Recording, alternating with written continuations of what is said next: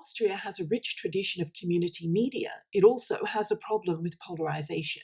So how can community or grassroots media tackle polarization? And what role, if any, can deliberative journalism and deliberative communications play? Just some of the questions I'll be asking my guests on this latest MEDIAdelcom podcast, produced by Media Diversity Institute Global and hosted by me, Tanya Sakzewski. My guests are Tobias Eberwein and Christina Krakovsky from the Austrian Academy of Sciences. They're members of the MEDIAdelcom team for their country, and Tobias is the group research leader.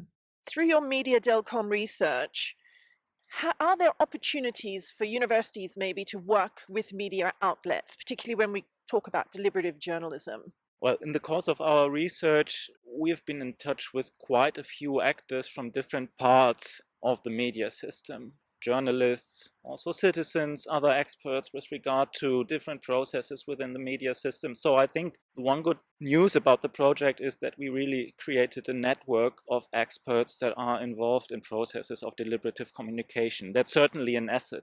What we are still working on is actually involving them in an active communication process about the research. And this is maybe quite a difficult task, which also other country teams are struggling with.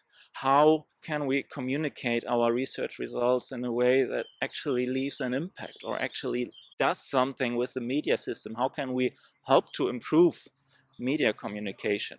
And this is an ongoing task which we are still working on. But it sounds like you've opened the door to an opportunity to actually work with the media when it comes to deliberative communications and journalism. Maybe what I can add is that in general, in Austria, participatory journalism is not as popular as in other countries, but still there are outlets in legacy media and online media, and especially on online platforms that are developed in more recent years.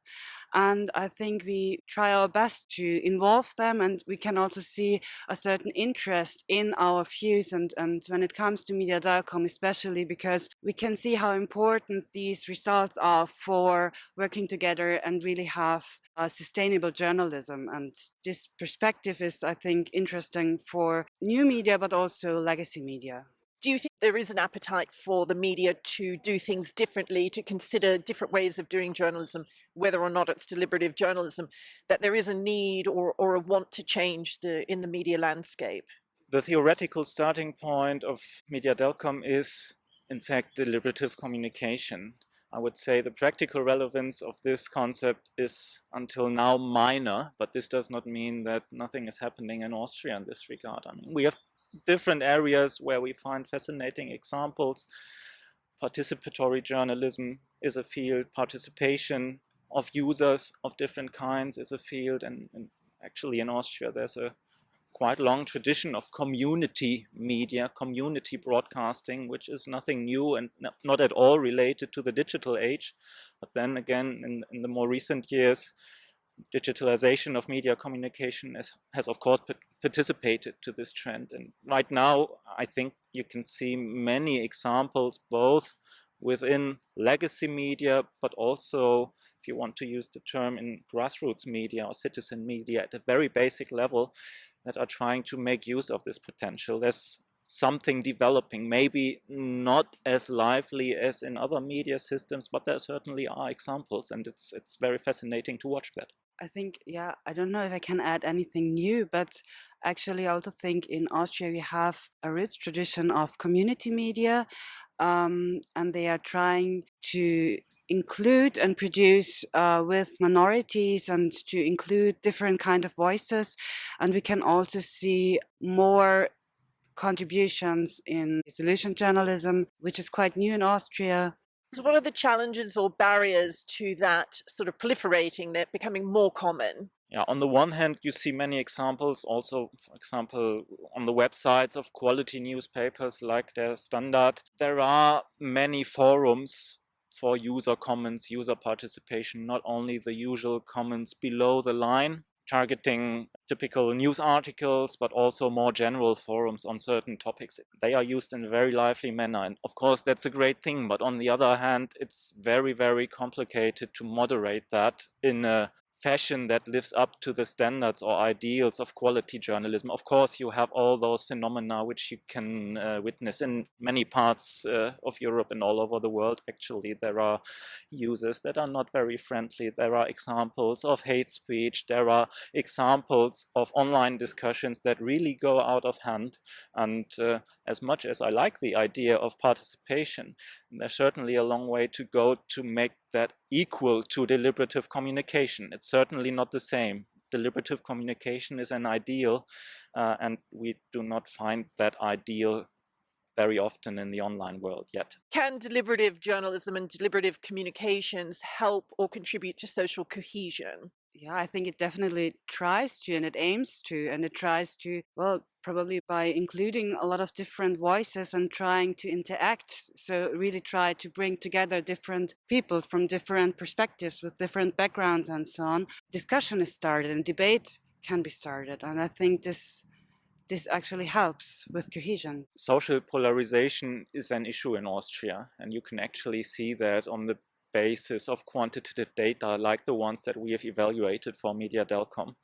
It's a bigger issue than in other northern or western European countries. If you compare Germany and Austria directly, the values pointing at divisions within society, they are much more alerting in Austria. And I think particularly in this case, something like a functioning journalism system is even more important. Definitely journalists can contribute to that just by helping to mediate between different groups, by helping to sort out what is factual information and what is not. These are the tasks that journalists have to follow.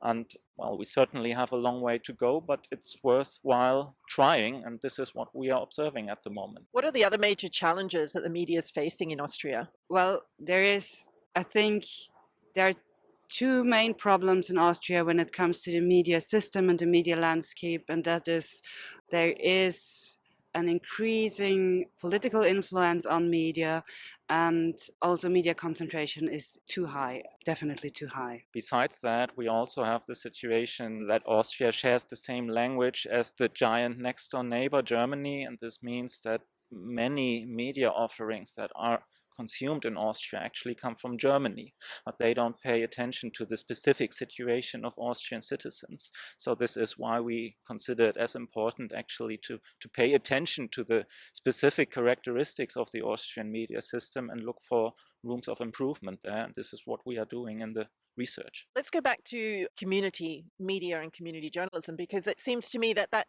is one of the avenues that can explore Austrian issues, and that, as you've mentioned a couple of times, it's very inclusive and is breaking down barriers. So are they sort of community-based media or independent media the change agents in Austria? I wouldn't go so far as to say that they have a major role. It's one of the offerings that we have. It's in fact a type of media that we find in many countries within Europe, also within our MEDIAdelcom consortium, but it's not the most important part. It has been funded over years. There have been small amounts of money to push that kind of journalism, but it has not achieved a status that I would describe as paramount. So there's certainly room of improvement there, and trying to find out what are the quality indicators for this kind of community-driven journalism. What can we do to push it? What can we do to move it further? What kinds of examples are there in an international comparison? This is certainly a way forward, and this is what might be happening in the next few years. Okay, final question then. MEDIAdelcom is obviously funded by the European Commission, which means taxpayers, and from your country as well. So what do you think your taxpayers will be happy that their money was well spent from your project? What kind of outcomes would you say, yeah, this was a worthwhile project? As I said before, journalism is the glue within society, and MEDIAdelcom or projects like MEDIAdelcom have the aim of improving what journalism is or can be. And if that is successful, I think the taxpayers will have a definite value.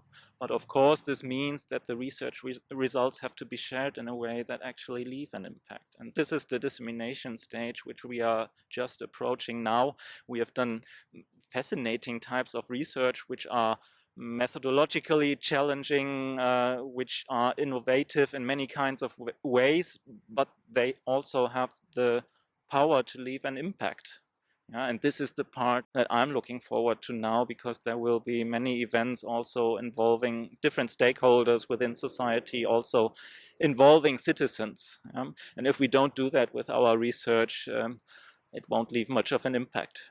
And we are working on that. I absolutely agree. And it starts a discussion, as you also said, deliberative journalism is not so well known in Europe in general. So it starts a discussion about this concept of journalism. And so I think the general public can absolutely benefit from this.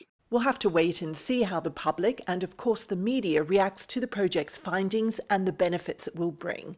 In the meantime, my thanks to Tobias and Christina for joining me and sharing their insights into the media environment in Austria. And thank you for listening to this MEDIAdelcom podcast produced by Media Diversity Institute Global. If you've enjoyed what you've heard, please do like and share it. I look forward to your company next time. Goodbye.